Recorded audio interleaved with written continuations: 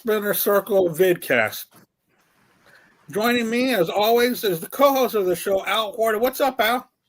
Cheers, man. Just be happy. I'm happy. It's Tuesday night, 8 p.m. Eastern, or the real time. What's the real time supposed to be? Yep. Central. Central. Yeah. I'm in the past, man. I like because it stands for correct time. That's what Sure it does. Yeah, it is. Correct time. The correct answer is 8 p.m. No, it's great. It's great to be here, and we have some great guests. Yeah. Shit, man. Mark, you haven't been on our show in, I don't know, forever, man. It's been years. It's been since the 1990s since he's been on the 90s. Well, shit. Even when I was doing the radio show, I told Andy, if you want me on your show, let me know. I'll like skip a week. I've always told him that. So yeah, but I didn't want you to cancel your radio show to be on with us, even though it is more fun. It is more fun doing this than the radio show. It kind of gets boring, man. You're sitting in there waiting for people to chat sometimes. You know, it's like you get more instant gratification doing this. Well, yeah, this is. I just love talking. I just felt like I was in a box. But yeah, I understand that. Especially, I'm in the Pacific, and all you East Coasters and Central, leave my chat room. I'm stuck with Matthew Warner. That's it, and it's boring because he don't talk late night. So because he would come on my show too, and I would call him on the MVP as well. All right, so what we're doing today, we are going to be ranking the tracks. Well, let's introduce Fabio too, man. We didn't even introduce. I know. What the hell? Wait. I like haven't even introduced anybody yet. Okay. Oh yeah. I'm about to get to that. Oh, I'm sorry. No, it's all right. I'm being a bad co-host tonight. So tonight we are going to be ranking the tracks on Tom Petty and the Heartbreakers' "Damn the Torpedoes," which was released in 1979. And helping us rank those is Mark Alden Taylor and Fabio Vegas. What's going on, Mark, from Freeform Rock Podcast? And the BS sessions. And the BS sessions. Great show. Well, the BS sessions, we're doing the decades right now, which you guys have been on. Sorry that Fabio and Al can't be on the 90s, but I expect list. Fabio, give it to Mooger. He could read your list for me because I'm going to read Al's and Jerry's. So I need somebody to help me with the list. But man, we're having a great time on the BS sessions. Those decades are doing pretty good. Yeah, they're pretty fun, dude. We've been going like a lull lately, and it's bringing it up. And I told you, I said we should do I told somebody this. I said we should do the go back like next year, the decades, the 11 artists that sucked in each decade. Somebody said that was a good idea. Boy. That would spark up some serious controversies. Yeah, big time. Yeah. Maybe I'll wait like 3 months and bring that up. And also joining us is Fabio Vegas. What is up, Fabio? You are supporting the Cincinnati Reds cap. They're the playoffs, aren't they? Yeah, they smoked the Cubs to squeak their way in. Wow. They made it? Right there, yeah, the wild card team, right? Okay. What's that? They are a wild card team, right? Yeah, Well, thanks to their tied. 4-game sweep of the Cubs. Yeah. Yeah. I was going to wear my Mets jersey, but I don't want to embarrass myself. Hey, well, they're still in the hunt. I know, but they're still there. They're still like right the true there. Mets still crash and burn. They're in better footing than what my team is right now. Football and baseball. Oh my God, it's horrendous right now for me. Hey, I'm not even being this team finally punted the ball Sunday. Yeah, Oh, wow. that's right. Hey, they finally First kicked punt, it. week 3. Yep. Also a first missed field goal, sadly, but yeah, looking pretty good for 3 weeks, anyways.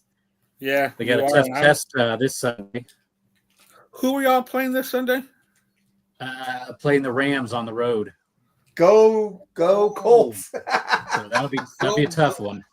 Go Rams. I'm sorry, I'm a Texans fan, and we have started horrendous. Why would you go for the 0-3, Rams? yeah, the opposite. Yeah, I'm the opposite. They're like they've been to 3 different states in their whole career. It's like they're not an LA team. They're like carpetbaggers, man. It's like the Raiders, you know. So they went from LA and then they went St. No, Louis. they were actually in Boston before that, weren't they? They were in St. Louis. They Whatever that would have been is ancient. Yeah, history. they've been to 3 different NFL, cities. The Rams moved LA a lot. to St. Louis, and then back Yeah, to. they moved back to. Oh LA. yeah, that's all that I would count. But it's a shame that they left St. Louis because they had a really good Fan strong base. following there. Yeah, just like they had with the Cardinals in the '80s, and then they went to Arizona. And the biggest successes were probably in that city with the Super Bowls and Yeah. everything else. Well, because you got an owner named Kroenke who has all this land in LA and wanted to use it, so he bought. So we got a little segment called "What's Spinning." So share with us what you've been listening to, or what you might have bought new during the past few days. Mark? Oh, you went for me. I wasn't ready.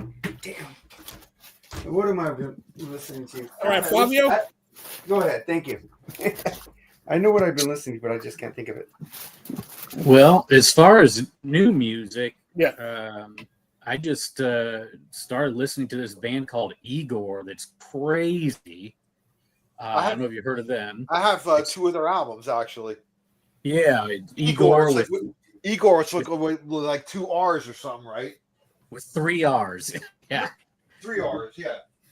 But yeah, that's some crazy stuff. They use all kinds of different instrumentation. You got, a typical metal band setup, but then you got strings and piano and weird ancient horns and didgeridoos. It's wild. Oh, wow. They brought in like an excavator to trash a piano to make some tones. It's pretty cool. But they're cool. They're from France. I've been listening to that. And then Castle Rat has a new album out. Love that band. You should post these in the chat group, because when you guys post videos, I check them out. And it's like, I want to hear new stuff too.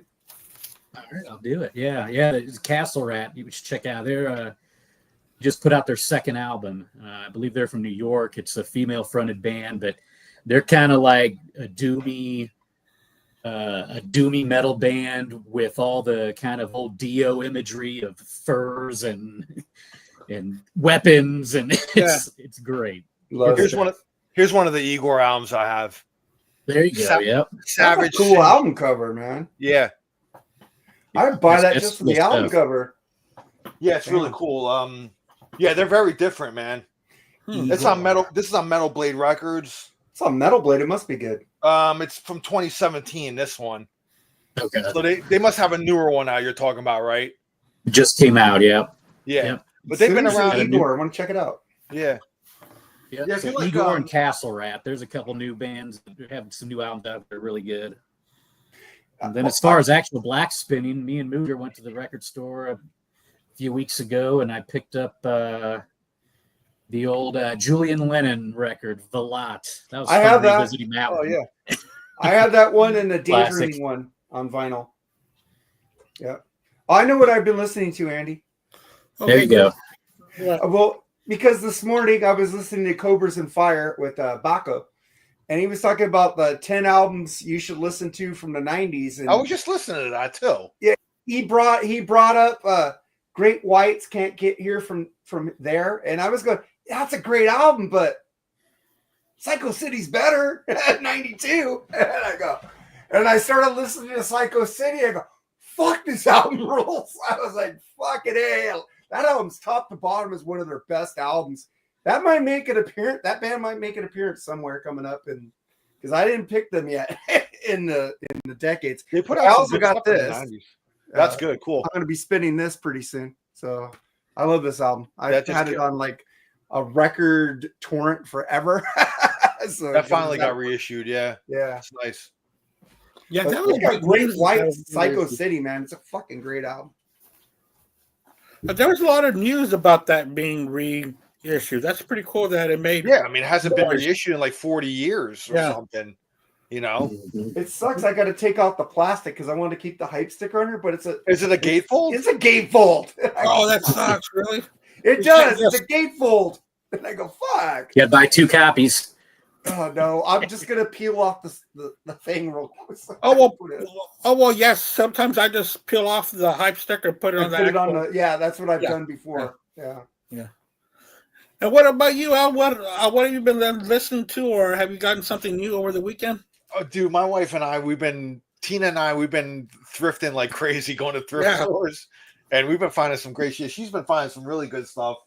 She found me this Beatles book, The Love You Make, Inside a Story. I don't know. She's found it for like $2 or something like that. So she's like, it's Beatles related, so you want it? I'm like, yeah, sure. You know, I haven't delved into it yet. Going into like the jazz world, I found this Dave Brubeck box set. Oh wow! And this was like $2, man, $2 or $3. So like, it's got like the 4 CDs in it. Yeah. All, I mean, the box a little bit is like a little ripped here, but for $3, dude, you can't go wrong. You know, California thrift stores, all I find is fucking ABBA or fucking crappy yacht rock.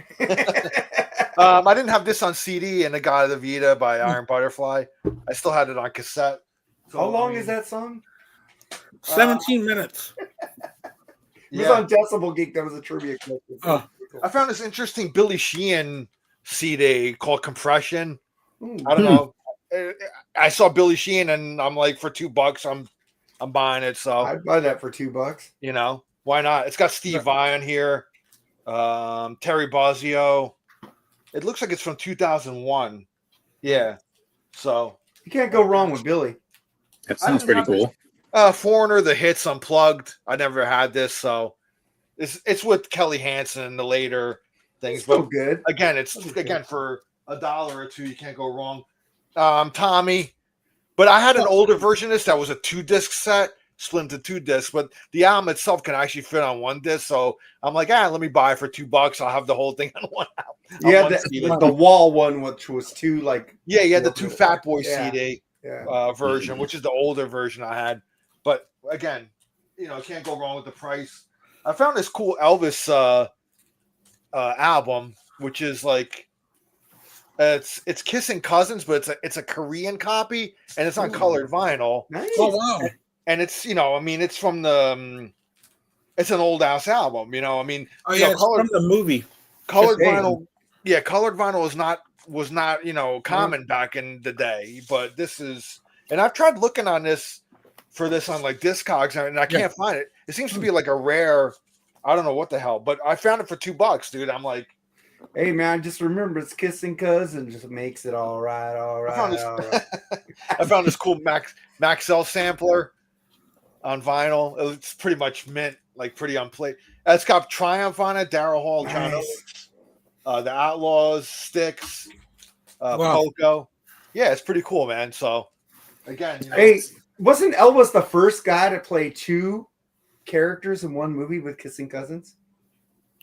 I don't know. The blonde I never cousin. saw the movie, so. Oh, you never saw the movie? He played the blonde cousin. He played the dark haired cousin. It was both Elvis playing 2 roles in the movie. Oh, no, I never saw an Elvis movie. Oh, that's a great movie, dude. Kissing Cousins. I love that movie. They're like in the backwoods and the mountains and shit. It's pretty Boy, I bet they were in the backwoods. I knew I'd set you up for that one, Andy. Cousins. And I found this I found to be interesting. So I found this. It's a band called The Frost, right? So I looked it up. I looked at in the back. It's got Dick Wagner that went on to play with Alice Cooper, and it's his band from like '68. I looked it up. 68 or 69. It's some sort of psychedelic kind of band that he had.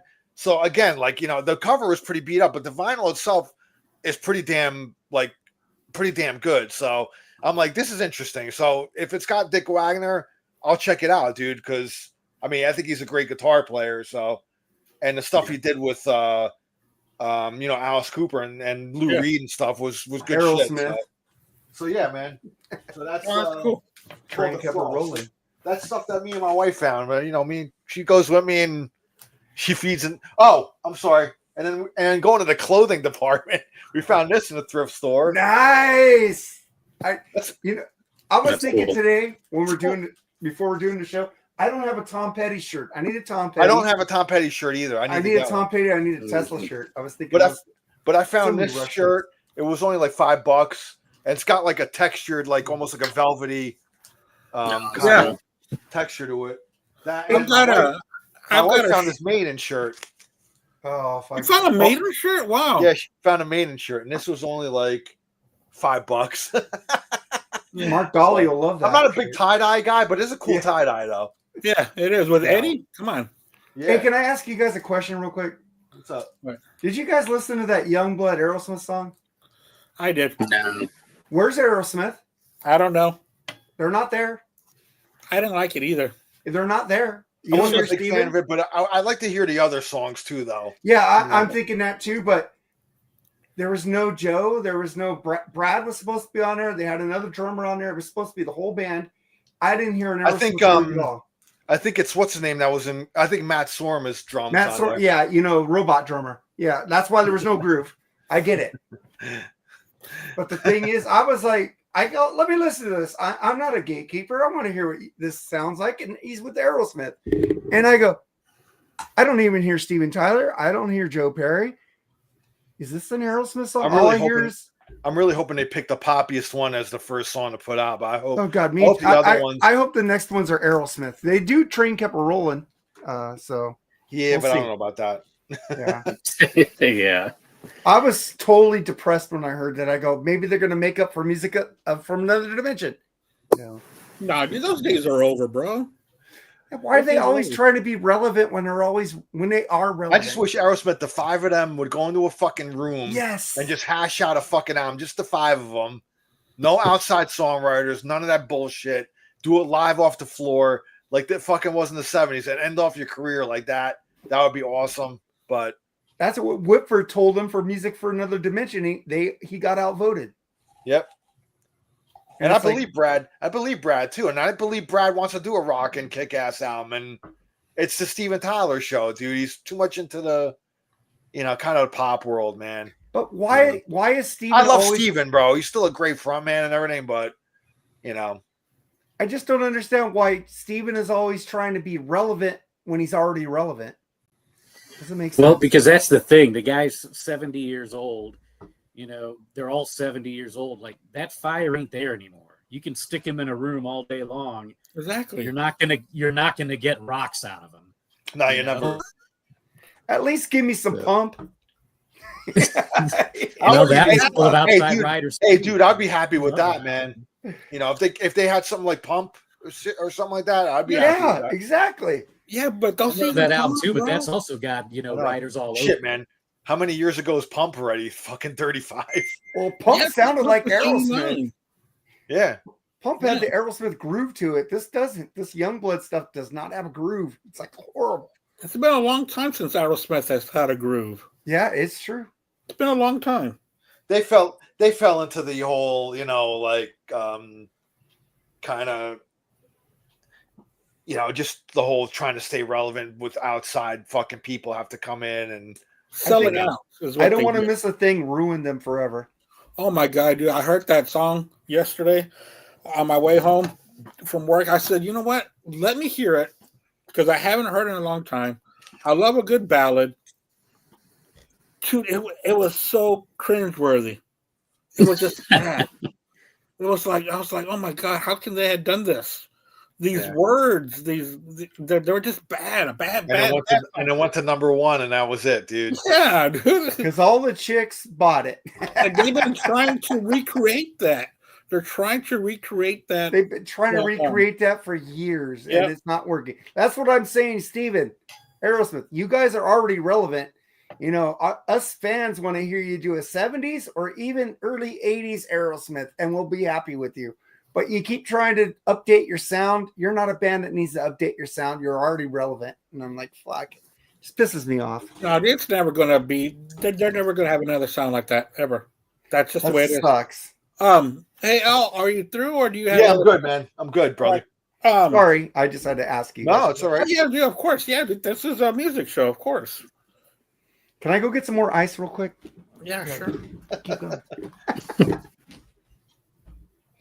So I went to the record store Friday, the day this past Friday after work, and dude, I bought some really cool albums. I'm a big Weezer fan, and in 2022 they released 4 albums, and they were all a season. So I was able to find these. This that's right. Autumn album, and these are really good albums. At first, I thought they were EPs, but each album has like 8 tracks on them. And then I was able to find they release an album every season, like summer, spring. summer, autumn, winter, and spring. Yeah. Okay. And right now I was only able to find autumn and summer. But dude, these were really good albums. You know, before this I was kind of iffy on Weezer because their 2010 sound was too poppy for me. But this is really throwback to early 2000s. Really good stuff. I thought you didn't like that stuff at first. You were telling me about the summer, autumn stuff. No, dude, you remember when they were released in 2022, we did a top 10 of 2022. Oh, yeah, I remember that. Yeah. And it was my number one. Man, it's been years, man. Nice. Yeah. It's awesome. We've been talking for years. I love it. Also, I've been looking for Some Kind of Blue by Miles Davis. Oh, yeah. Dude, it was Awesome. $20, dude. I was so excited to find it. Good. And then for years, I know this was easy to find, but I had lost mine years ago, probably from moving from apartment to apartment or, you know, whatever. And I found it for $5. The double CD of Live at the BBC by the Beatles. Okay. Yeah. Nice. I need to find that. Because I got part 2 because they came out with part 2 probably a couple years ago. So I've got part 2, but I'm glad to have part 1. Did they put out that revamped anthology already? Or It's coming out. They already they're gonna release it separate as a CD because people were getting mad because they were gonna put in a big box set. Oh, you could buy Anthology 4 by itself now on CD. So what is Anthology 4? What is it exactly? I didn't look into it yet. You know, I just read a headline. And I was like, oh, why? They were gonna put it in a big box set, but now you could buy Anthology 4 by itself. Because the Beatles because their camp really does give their fans really good releases, you know, with the Beatles 1, and then, you know, of course, the Past Masters was a stroke of brilliance. Yeah. You know, so I'm excited to see what this is because Anthology 1, 2, and 3, dude, those CDs were freaking awesome. I got them. Yeah. Dude, they were amazing. Thanks to my ex-wife, she let me keep them. And I think they're revamping it because it's like the 30th anniversary since they were released. Yeah. Okay. If I'm not mistaken, they were released in '95. Yeah, they were in 95. I remember. Yeah. I recorded. That was a big deal, man. Yeah. I recorded it out on my VCR because it was on ABC. Yeah, ABC. 3 nights in a Yeah. row. Yeah. Yeah. I remember that. Dude, I was going crazy for it. Dude. It was awesome. So let's get started with our ranking of Tom Petty and the Heartbreakers, Damn Their Torpedoes. Now we're gonna go Mark, Fabio, Al, and myself, but let's do 9, 8, 7, and then 6, 5, 4, and then 3, 2, and then we'll save our last one for the go around at the end. Okay. All right, Mark, you ready, man? So you're doing 987? 9, 8, 7. I'm going to start with the original 9th track. It's a great song, but it's still, there isn't a least favorite on this. I like them all. So it's kind of hard. It's like choosing between your animals since I have no kids. I love them all. What Are You Doing in My Life is my 9th.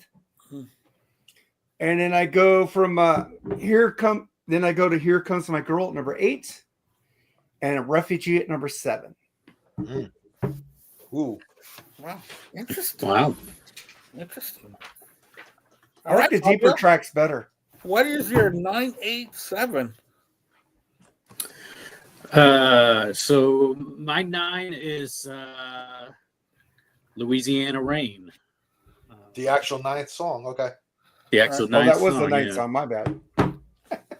Yeah. I don't know. You just want me to list them? Or do we want to talk about Yeah, them yeah, now go. or later? Oh, yeah. What Are You Doing in My Life is the 8th song. My bad. No, go ahead and do whatever you want to do. You know, just as long as you You could talk say about your whatever, 9, 8, man. 7, and then just talk about the song as much as you want, or whatever you want to say. All right. So, yeah, my 9 is Louisiana Rain. I agree with Mark. There's not a bad song on this album, so there's nothing bad to say about it just for being in the 9th spot for me. One thing that's funny, it's got that weird intro. Yeah. weird sound effect and the extended kind of organ keyboard thing. It kind of doesn't fit the song as it gets into it, I don't think. But it's a good song. You got some great, you got some cool harmonica from Tom and some good slide work from Mike. And then my number 8 would be Shadow of a Doubt. Another good song, cool percussion intro, great storytelling. And this song, I always thought that you could really hear Tom and Mike's separate guitar parts complement each other really well throughout this song, because it's got great production on it, as the whole album does. But that also kind of led me to wonder with these two, and I think there's another one later I'll talk about, but when were some of these weird intro effects coming from on this album? Yeah. Because I don't know if that's something that was like Tom goofing around in the studio, or was this Jimmy trying to get creative? I think this was Jimmy's first major production credit, I think. So yeah, I don't know. I think it was Jimmy. Yeah, because there's some funky intros that they played around with on this album, it seems like. Yeah. But anyways, and then my 7, I'm gonna go with "What Are You Doing in My Life" also. I didn't ask for you. I love that What one. are you doing? All right, Al. What do you got for a 987? Excuse me. Again, yeah, like you guys said, this is like a fucking. It's hard to rank them, man. I mean, it's such a great album. Every track on here is awesome, but you got to rank. I mean, just because a track is gonna be a number 9 doesn't mean it's a shitty song, man. By no means. It's just you got to put it somewhere. So my number 9 is actually gonna be the 3rd single that they released from the album, called "Here Comes My Girl." I like the song, but I was always a little indifferent on that song. Like, it's a great song, but it was never one of my Tom Petty favorites, but it's still a fucking really good song though, man. I mean, you can't fault it or whatever. So, I mean, Here Comes My Girl will be my number 9. My number 8 will be What Are You Doing in My Life? It kind of has that I Need to Know kind of vibe to it, I think. That was on the previous that's on the previous album before this. Yeah. I think that song is more superior. This one's kind of like, it's almost kind of like they're going for that same vibe, It's a good song, but I'm putting it at number 8. And then Don't Do Me Like That's gonna be my number 7. And again, I love that song, but that was a Mudcrutch demo from back in the day that they reworked. Okay. I have the box set. Yeah. Well, you had the Tom Petty box set with the Mudcrutch demos. Yeah, it had the Mudcrunch, the one that they. I have the Mudcrutch CD too. Yeah. The album. I have them too. Yeah. Yeah. There was just one, right? Yeah, it was only one. Yeah. There was only one. But he made 2 Mudcrunch later, and Okay. yeah. My I got friend both those new ones that he released. Pretty good stuff. My friend that we were in a band together, he's a drummer. He actually saw when Mudcrutch did a tour. He saw him in New York. Nice. And Tom Petty played bass in that band. Yeah. Oh wow. Okay. Yeah, he played the bass. So it was him and Mike Campbell, and I think Benmont. Benmont was in there. Yeah. So, and then they had another guitar player. I forgot his name, but I think the other guitar player sang lead too. Yeah, he sang lead on some songs. Yeah, and a different drummer. But yeah, Don't Do Me Like That was the lead single. It was the first one off of this album. And again, I love the song, but for me, ranking the songs on the album, I'm putting it at number 7. So that's my 987. So Here Comes My Girl, 9. What Are You Doing in My Life, 8. Don't Do Me Like That, 7. I didn't know we'd get to talk about these songs, but I just like to say Refugee Man. It's a great song just because it's low on my list. But fuck, that song was all over fucking MTV. And I think that's a song that got me into Tom Petty and Heartbreak. Well, that or that one song from God dang it, the one with the sci-fi shit. God, I fucking love it. You Got Lucky? You Got Lucky, yeah. One of those 2 songs got me into this band. I can't remember which one, So I just had to say that. Sorry, Andy. Oh no, yeah. Sorry. You could talk about the songs, dude. Yeah. Well, I had no idea. Why? Tell us why. Yeah. Yeah, Refugee is awesome. I love Here Comes My Girl also. It says, Here Comes My Girl. And what are you doing? It's got like that fucking jangle freaking thing going with piano. Fucking, I love that honky tonk piano. It's like this is a great fucking album. This is like a greatest hits album for me, by the way. It's like the Cars debut album. This is like Tom Petty's almost debut almost. But you compare it to the Cars right there. Great album. My 987, I got 2 songs that haven't even been mentioned yet at all. I'm gonna start my number 9 with Century City. Yeah. Okay. It's an all right track, but doesn't have enough storytelling for me. Or it's not a well-written song like you expect from Tom Petty. Number 8, You Tell Me, is my number 8. I just think that's a little bit too repetitive. And my number 7 is What Are You Doing in My Life? I think we all have that in our bottom 3 there. Even though it is a good song because it's one of my favorite songs on there. But mine's Century City, You Tell Me, and What Are You Doing in My Life? Mark, your 654. Oh, I love 6. Don't do me like that. Don't do me like that. Fucking great sing-along chorus, man. It's a great song, but God dang, I love it so much. But fuck, it's not my I don't know. It's just, you had to rank up. Maybe tomorrow my rankings would be different. I listened to the album like 3 times before I did the rankings. And I'm going, oh, God, it's just so hard. You know how big a Tom Petty fan I am. Right. It's just so hard to rank this stuff. But and then I went to Even the Losers.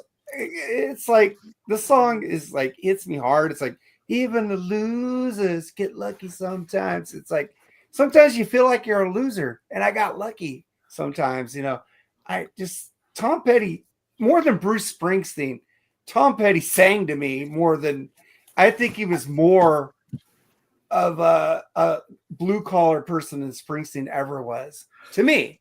I can agree with you because I agree with you on that. Because I like more Petty albums than I do.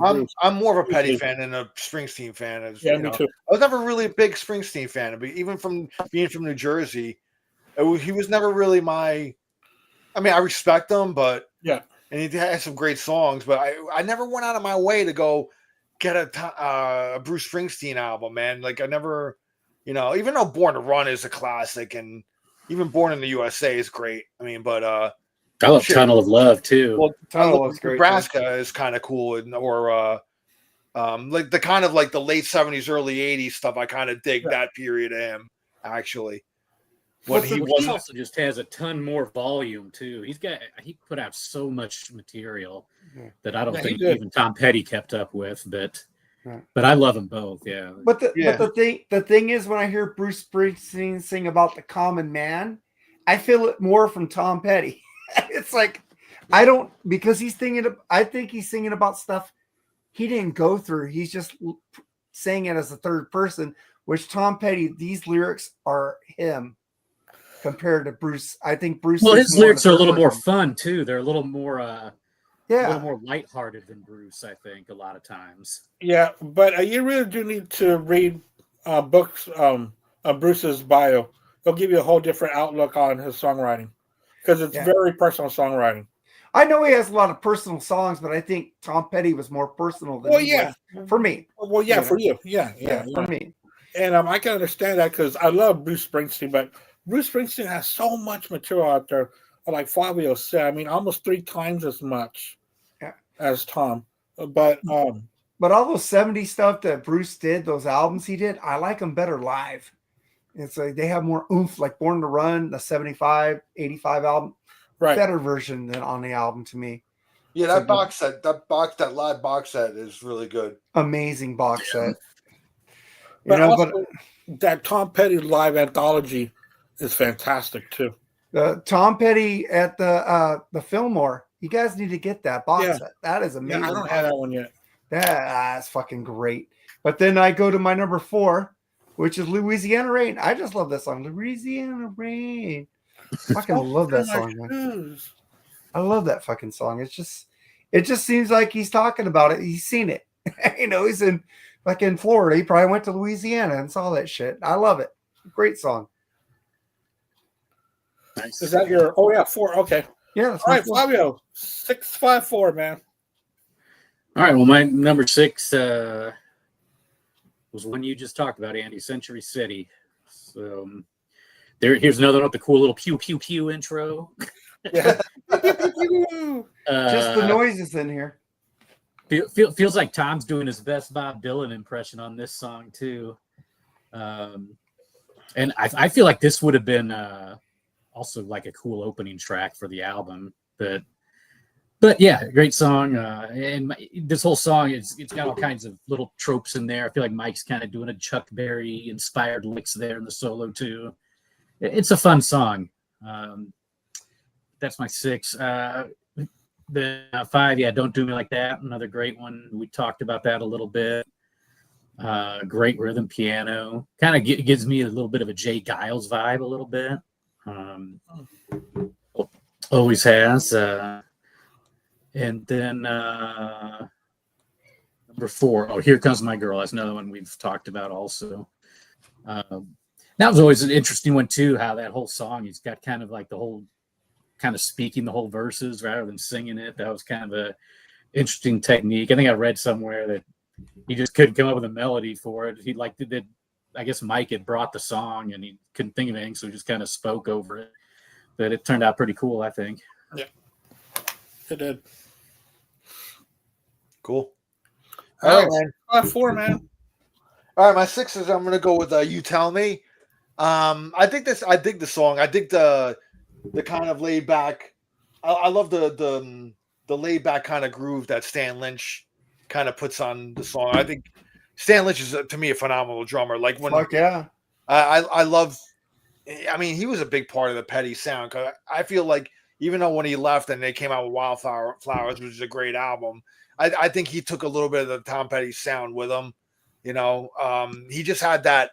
He just kind of had that personality to his playing that was such a big part of Tom's sound that I think got lost a little bit when he left. You know, and I love the later Petty albums. I think they're fantastic. I love Steve Ferroni. You know, Steve Ferroni, but the guy's a fucking phenomenal drummer as well. Yeah. But Stan had this kind of more. He's like the Steven Adler. Yeah. Well, that's not that Steve Ferroni can't. It's not that he doesn't have swing to him either, but you know he's got tons of that. But I'm just saying, like I don't know, Stan just had this certain sound to him. He had a certain kick to his drumming. Yeah, had a certain type of. It was different. He had that. If you watch Stan, he's like doing a Neil and Peart. he sang swaying. backgrounds with him, and you know it was great, man. Great drummer, man. My number 5, Shadow of a Doubt. You know, she always likes to leave me with a shadow of a doubt. You know what I mean? I think that's a really, really good song. I love the lyrics to that. And then my number 4 will be Century City. That's been mentioned already. Yep. But I do like that song a lot as well. So that's my 654.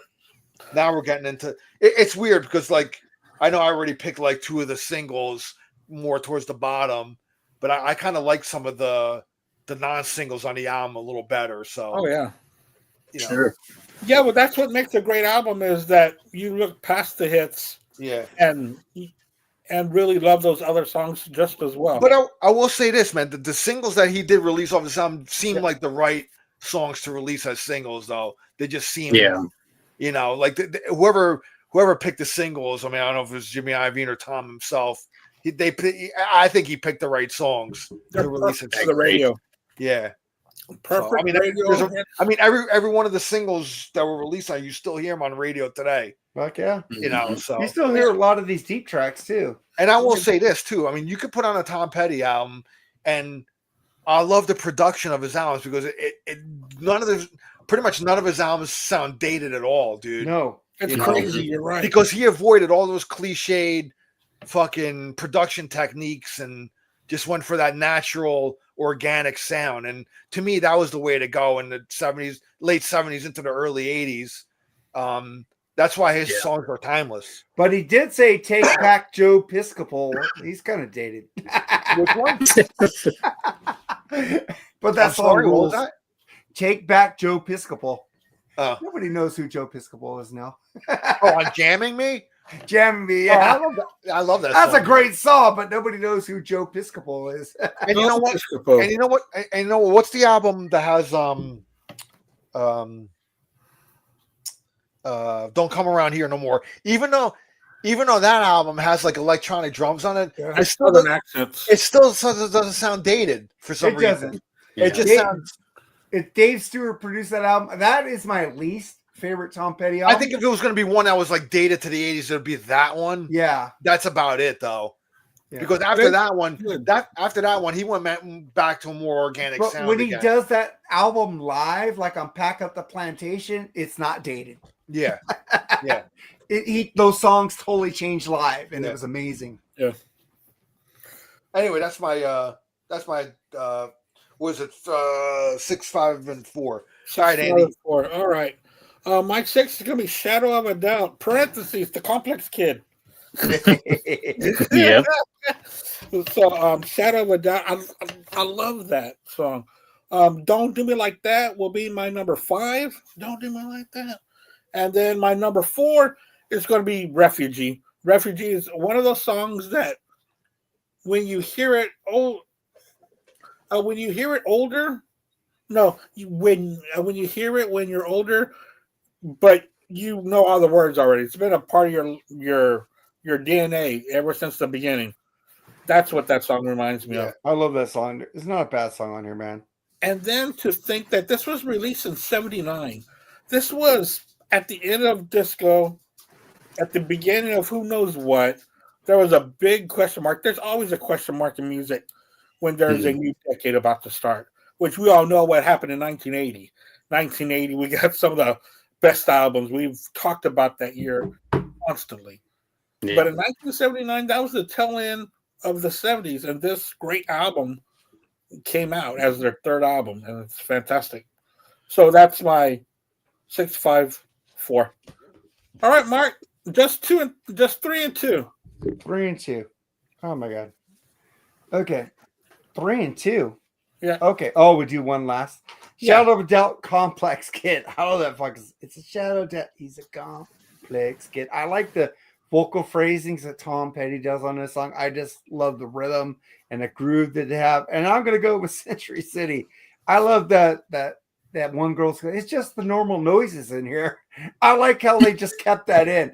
I thought that was fucking cool as fuck. And they talked about that. How they just said, just leave it in. It's fucking cool. It's like we do like the podcast Freeform. We leave the normal noises in there. It's raw. It's fucking there. And they didn't cut it out. I love Century City. It's like, we're gonna live in Century City. It's a modern world. You know, I love that song. We're gonna live in the modern world. You know, he's like making fun of the modern world in that whole song. It's like fucking awesome. I love that fucking song. And your number 2? My number 2. Well, I did Century City. I did Shadow of Century Doubt. City. Okay. You did a freeform there. Right. All right, Fabio, 3 and 2. All right, my number 3 is You Tell Me. Like we've been kind of talking about a little bit tonight. We love the deep tracks as well, and this is a deep track that I just love off this album. I love the sleazy groove on the bass, which is supplied by Donald Duck Dunn. Oh wow! Oh yeah. I don't know how he came to be part of this album on that song, but damn, he's always been an amazing Probably bass Jimmy player. Iovine. Yeah. Oh, you think he just brought him in? I guess. I would think. Yeah. I don't know. Was Ron Blair leaving the band at that time? Because the next album he wasn't on there, right? Yeah, because I think Mike Campbell plays some bass too. Yeah, I think Ron Blair was leaving, Okay. and they brought Howie in on the next album. Yeah. Which was Long After Dark, right? I thought it was Hard Promises. All Hard Promises. Oh yeah, maybe. Yeah. So I mean, but you can hear it. I mean, the groove on this song stands out compared to the rest of the album. You can tell. So always loved this one. And then my number 2, which Mark talked about, Even the Losers. Love the storytelling on this. I love Tom's lyrics. And this is the one that even the Losers is the one that has the funny intro with Mike's wife on there saying that, isn't it? Yeah. Yeah. So yeah, that's got the other funny intro. But yeah, great track. Always loved it. Another cool Chuck Berry sounding kind of solo from Campbell on here. But yeah, there's my 3-2. All right, man. All right, my 3 is going to be Louisiana Rain. I love this song that ends the album, but for me, it comes up if I rank it, it's my 3rd favorite on here. But I love the way it ends the album. It's such a, it's just vibe. Yeah, it's a laid back vibe, kind of. It's got that false start, like kind of that studio chatter, and then it just kind of like then it goes into the proper song. It's like. And when re-listening to the album, I kind of forgot about that. And I was like, "What the hell's what's going on here?" But I love that song, man. Really, really cool song to end the album. My number 2 is going to be Even the Losers. I love that song, dude. It's just it was always been one of my favorite Petty songs. It wasn't released as a single here, actually, but you hear it on radio a lot. Yeah, but it wasn't released as a single in the U.S. Should have been. Yeah, but I mean, it became an album track. It became, album-oriented radio picked up on it, and just because I still hear that song too on the radio. If I happen to put on a radio or whatever, they'll still play that one too. So I think it's kind of cool, especially New York radio. I remember I don't hear it down here in Florida, but when I listen to New York radio, they would play it. So, which is weird because I live in Florida, which fucking Tom Petty's from. You'd think they would play that. But I don't listen to radio much anymore anyway. But anyway, that's my number 2. So Louisiana Rain 3, Even the Losers number 2. Cool. My number 3 is going to be Louisiana Rain. I absolutely love that song. It reminds me a lot of, how, of course, Tom Petty was a big Byrds fan. It kind of reminds me of their country rock phase that they were going through in the late 60s, going to 70s, especially when they get into that slide guitar. And in 2003, I was deep in this album, and I met my wife, and I met her online in July of 2003, and I was going to go meet her for the first time, and I'm in Houston, she's in Louisiana, so I was driving to Louisiana, hearing the CD, the song coming on. Then I had to drive through Baton Rouge and because I was going to New Orleans that day, and I stopped at her hometown to visit her. So that song has always been special to me. Not number 1 special, but it's always been special to me. my number two is going to be Even the Losers. Great song. We smoked cigarettes and we stared at the moon. I mean, how many times have we had late nights like that with a girl and just. Is that 3 of us picking that song at number 2, I think? Yeah, I picked it at number 2. Yeah, I picked it at number 2. Here. Wow, that's pretty cool. Yeah. It's a great song. The storytelling, just everything. And that is the song that Mark was saying that he talks so much to us through his music, his lyrics, and that's one of them that really does stand out to me. All right, guys. Now we're at number 1. Our favorite song on Damn Their Torpedoes by Tom Petty and the Heartbreakers. Number 1, Mark, go. I put this up before I even knew I was doing the show. I put the video up, the song up. You tell me. I love this song. This is one of my favorite all-time Tom Petty songs. It's just, I don't think it's repetitive, Andy. There's such a lot of verses in this song. If you read the lyrics, it's so fucking good. It's like so Tom Petty. It's like, you tell me if you're going to leave. I fucking love, and Bobby, you said that a groove. Yeah, baby. Love it. It's my favorite song off this album. And I did post this in Freeform and in our chat group like a week ago about this song. So, oh wow, okay. Fabio, what's your favorite song off this album? All right. I'm sorry, guys. I'm going for the big hit. I'm going for Refugee. I love this song. I think it's one of Tom Petty's best lead vocal he's ever done in his life. I mean, incredible.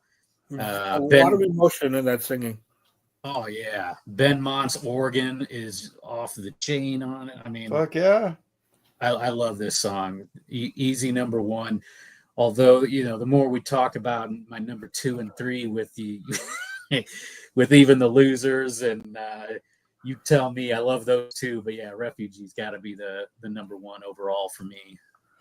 I thought that was a perfect opener. Perfect opener. Oh, yeah. It was a great opener. Fuck yeah. That when you throw down the needle and that song comes on, you know, you're like, oh yeah, this is gonna be a good album. This is gonna be a damn good album, you know. So yeah, good song, good pick. All right, Al, what's your number one? Well, you know, I mean, it's the first song on the album, Refugee. There you go. If you guys ever watched that Sound City documentary, Oh yeah. they talk about recording this song at that studio. Rumors and all that stuff. Yeah. Man. And I remember the whole thing that Andy was just saying, you dropped the needle on the album. It's the first song. I think they did that like in the documentary. And you hear, yeah, I've seen it. And it's really cool. I remember first hearing this song as when I was young, and like, I was like, wow, it's a cool song, man. And then later on, you know, I had a band and stuff with a couple of friends, and we used to play this song live, you know, and it was just so fun to play it, man. I found a whole new respect for Mike Campbell. You know, I think he's like an unsung guitar hero, man. I think that guy just came up with some of the great licks and just a great rock and roll fucking player, man. And when I saw him like 2 months ago and got to meet him, it was really cool, you know. And I saw Mike Campbell in the Dirty Knobs, and he mixed in some Tom Petty songs in there, which was great. And he's not a bad singer himself, man. He was singing, you know, a lot. Him and his keyboard player was singing, and he doesn't have a bad voice, man. They did. I remember they did the "You Got Lucky." That's one of my favorite Tom Petty songs. I love that song. You know, I've seen the video as a kid and stuff. So, but "Refugee," man, was always one of my favorites, and I loved always jamming on it. So that's my number one. I think it's the perfect opener for the album. It is, and to me, it's just my number one on the whole album. You know, so that's mine. All right, so we match 1 and 2 then. Yeah. Nice. My number one, I was shocked of how low it was on a couple of y'all's lists. But it's my number one. It's my favorite song of the album. Here Comes My Girl. I absolutely that was my number 9. Yeah, I was like, okay. And Mark too, I was like, okay, maybe they don't know what they're talking about, I guess. I think Mark had it at 8, right? At 8 or something like that. Yeah, but it is my number one. Here Comes My Girl. It's a great song, though. Oh, I had mine at 4. No song on this album is a dud. There's not a bad song on here. It depends on when I listen to it. It will change, I mean, you know. Yeah, shit, man. Next week it probably change. It's a fluid album. I might change, you know. But that is my number one. I love the way Mike Campbell's guitar just cascades down during the bridge. It's just so great. It's awesome. It's a perfect pop song. Yeah, very well written and arranged. And I really like the talk kind of song because it's different and it gives it a deeper vibe. So it just goes to show you how big of an influence Dylan was on him too, man. Oh yeah.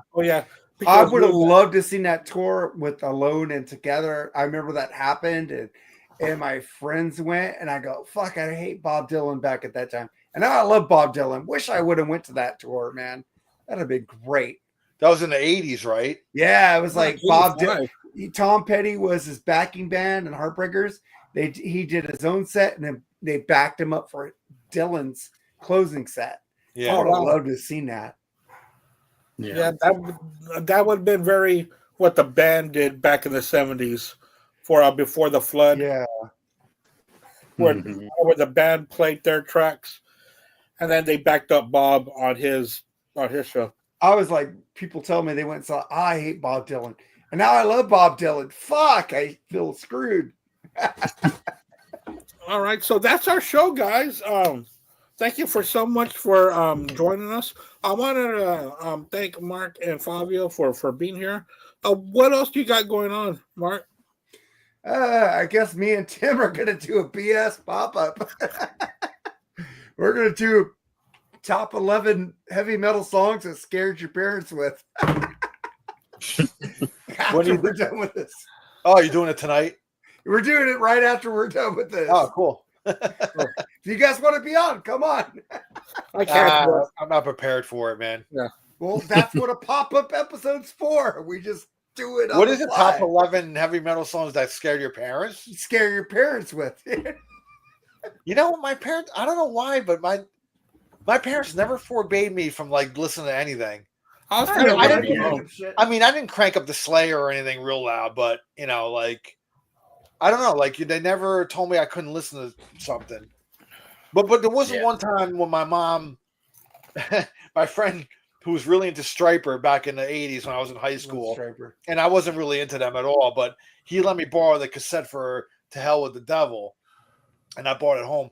I had it on my dresser or whatever. My mom saw the tape, and you know, she's a Catholic, and she saw To Hell with the Devil, and immediately she lost her fucking mind, you know. and I'm like, I'm trying to explain to her, I'm like, well, this is a Christian band. They're not.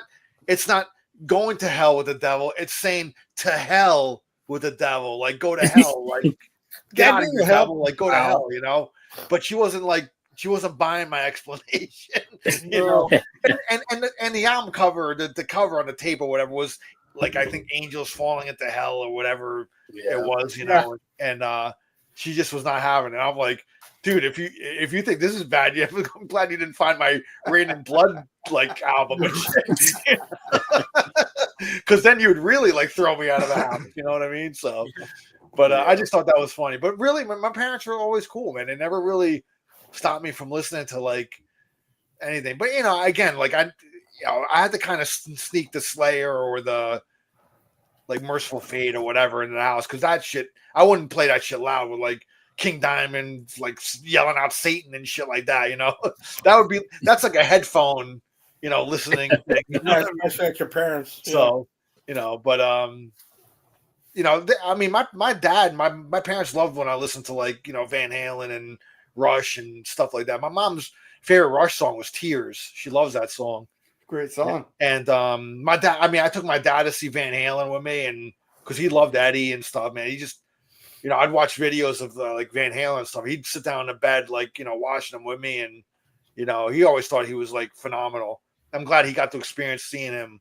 Like, I'm glad I took him to see Van Halen. I took my parents to see Rush with me too, which was a thrill for me because they knew my love for them, and then they never like told me to shut them off or anything like that. So, you know, they were really blown away by them in concert, how three guys can make all that like symphonic sound and all that, you know. I you know, and through the years, like I always told them, you know, so it was three guys, man, just doing all this music. So anyway, I'm getting off track here. No, man, that's cool. So Anyway, Mark, did you already share what you got going on? Yeah, the pop-up. Yeah, we're gonna do a pop-up. And then on Thursday, you're doing a 90s. Yeah, we're doing the 90s, top 11 90s artists, which you will give me a list. Fabio, you give Mooger a list. I need to get a list to you. Yeah, get a list. Send it to me. Okay. Fabio, what do you got going on? Yeah, not much for the near future, so we'll see. Hopefully, I'll try to get my list out there to Mooger for you guys for Thursday in my absence. But yeah, other than that, we'll try to keep things open for hanging out with you guys some more in the future. Yeah, absolutely, dude. We always love having you on. Yeah, man. Appreciate that. All right, man. So so next week I'm trying to solidify the interview that we're going to have with the guys from Dig. It's going to be John Morris and Johnny Cornwell, the two guitar players in the band. I don't know if what's his name? Scott Hackwell, the leader of the band. I don't know if he can make it or not. I told John, I've been in touch with John Morris, the guitar player. So they have a new album out. Again, it's called I, lowercase I, kind of like, if you look at iPhone, the I like that. It's only digital only right now. It's a really good album. I've been listening to it. And I always enjoyed that band. One of my favorite alternative bands of the 90s. So that first Dig album is a classic to me. And we did a review on it, I remember years ago, Andy Wright. Yeah, on their debut album. And I remember John Morse was going to be on that show. I remember he was interested in coming on. They had something going on. They didn't come on, but he really wants to come on. Him and the other. That's exciting. Yeah, it'd be great to have them on because I dig that band. So, no pun intended, dig. Right. But if you never checked out their first album, man, check it out. I mean, it's worth. If you like 90s alternative, it's really good. They do an awesome cover. It's not on the first album, but if you look up on YouTube, they do an awesome cover of "Fearless" by Pink Floyd. Oh wow! Yeah, killer cover of that. I'll post that up so people can listen to it. But I love their cover of it. So, nice. But anyway, hopefully they'll be on Tuesday. If not, I'm gonna have to think of something else. So, but they said they want to be on, so I'm just kind of ironing out that last kind of. I'm asking them now, like if the schedule Tuesday at 8 p.m. Eastern is good for them. If not, we can work with their schedule. Right, we can kind of work around it. So, hopefully, we'll get them on. So, yeah, I mean, if we need to adjust days and times, that's fine with me. Yeah, absolutely. Yeah, absolutely. Black Spider will always be first on my list. Yeah. So. Tomorrow, I think Al, are you going to be? I'm going to be on tomorrow. Yes. Yeah. Yeah. Tomorrow the final Van Halen show, right? Yeah. Finally, we're going to finish our residency at Rat Salad. We are going to talk about Van Halen 3 and my God, that was terrible. No, it was not that bad, dude. It's not that good either. That's Wayne knew that Fire in a Hole Without You. I'm going to charge him on there, man. I'm going to charge Wayne Noon for making me listen to this album. That's how bad it is. There's only one bad song on it. It's an Eddie song. It's an Eddie song. You're a little being a little kind to it. Ballad or The Bullet. I like that. It took me 30 years to like that album. So I guess it's a grower, huh? It took a long time to grow. Yeah, you got to listen to it just a little bit when more. When I first heard it, I almost threw it out the window, and I let it. I still got it over here somewhere when I bought it, and then 30 years later, it's still lying in the same place that you threw it. Nobody picked it up. I like Gary Sharon so much. I went back to it, and I go, when I saw it in Lethal Weapon 3 when they did Fire in the Hole, I go, let me go listen to this album again. That's not that bad of a song. I do like Fire in the Hole. It's Fire not bad. in the Hole Without You. That's the closest that it came to sounding like Van Halen on that album, I think. Ballad with a Bullet. I like that song too. But Eddie, I think it would sound like it could have been a Hagar song too with Van Halen. Well, they wanted him to be Hagar, so you get. I think they pushed his. I don't like his singing on this album. That's why I don't know. And I don't mind Gary Sharon's vocals, but on this album, he doesn't sound natural on here. It's too straightforward for him. He sings rock. He sounds too strained. Actually. Yeah, he's got a whole different vibe. I mean, Extreme is completely different from Van Halen. They are. And the production of the album doesn't do it any favors either. And the first video that they came out, they were in some fucking igloo with. It was an ice. It's an ice. It's an actual ice hotel or something. Well, it was terrible. Yeah. Eddie dressed up as a jester. Yeah, with those stupid Mardi Gras hats and.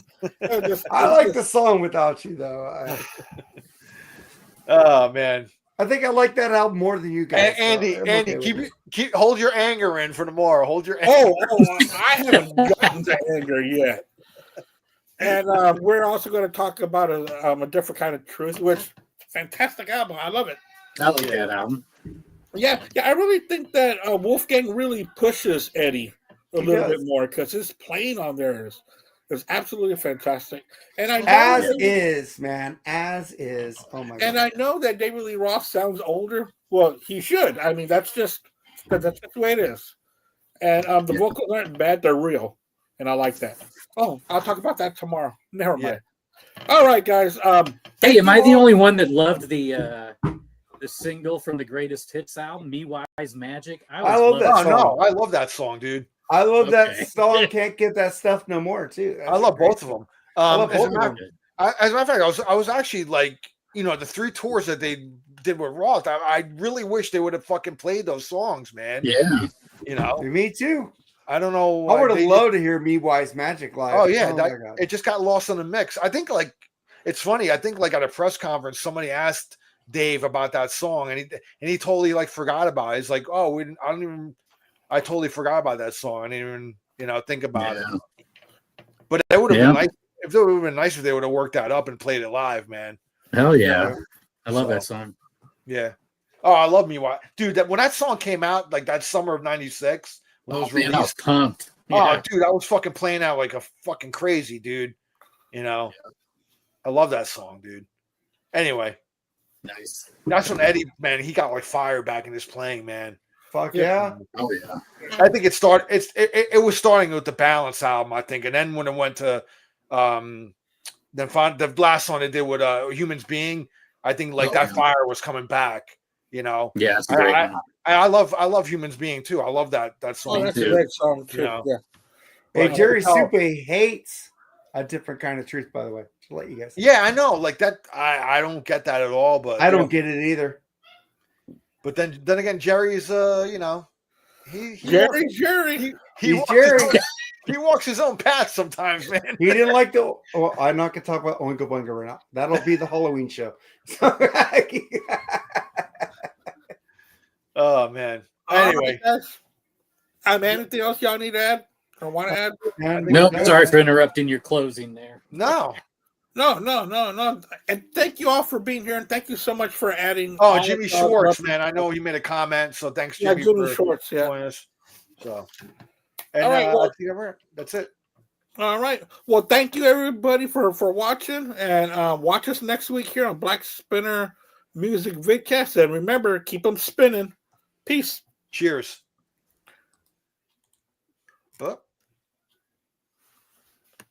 Peace.